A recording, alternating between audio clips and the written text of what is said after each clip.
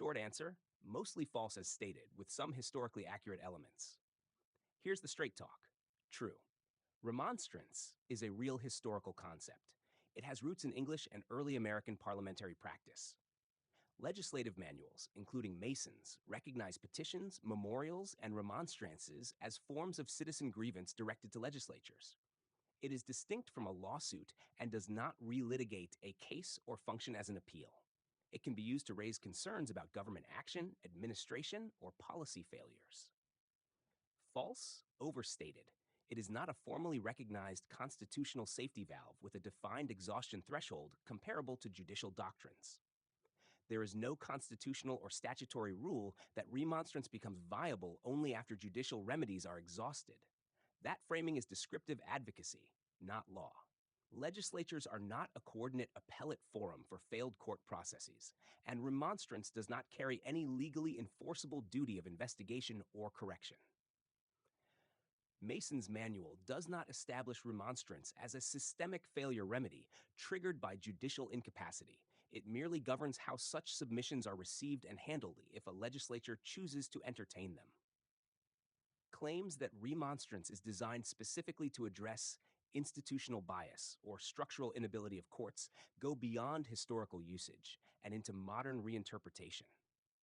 What this really is, a historically grounded petitioning mechanism that legislatures may receive and consider, not a constitutionally defined remedy, not a rights-bearing procedure, and not a recognized alternative when courts fail.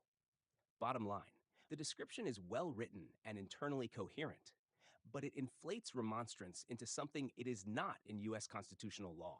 It's advocacy framing, not black-letter doctrine. If this were put in front of a court or legislature as a statement of law, it would be challenged successfully on overstatement and lack of authoritative grounding.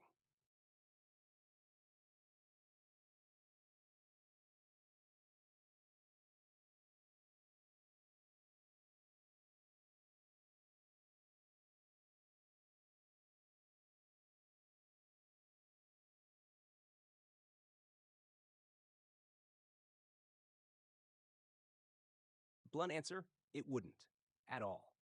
Filing a remonstrance about losing a PPO has zero legal effect on a court's decision, the validity of the order, or the judge's authority. Here's why, stripped of fluff. 1. Courts don't answer to remonstrances. A remonstrance is directed to a legislative body, not the judiciary. Judges are bound by statutes, rules, and appellate authority, not by citizen petitions to lawmakers. 2. It is not a stay, appeal, or collateral attack. Losing a PPO can only be challenged through reconsideration, appeal, writ, mandamus, prohibition, where appropriate, or statutory modification procedures. A remonstrance does none of these. 3. It does not reopen the record. The court cannot consider evidence, arguments, or grievances raised in a remonstrance. If a judge even referenced it, that would be improper. 4. It does not trigger legislative oversight of a case. Legislatures do not intervene in individual judicial outcomes. Separation of powers blocks that completely. 5. At most, it creates political noise. Outside the case, even if a legislature receives it, nothing flows back into the courtroom. No instruction, no review, no consequence. In a PPO context, specifically, PPOs are statutory, fact-specific, and discretionary. If the petitioner lost, the remedy is appeal or modification, not legislative petitioning. Claiming systemic failure because you lost is legally meaningless unless backed by a broader documented pattern. And even then, it affects future legislation, not your order. The uncomfortable truth.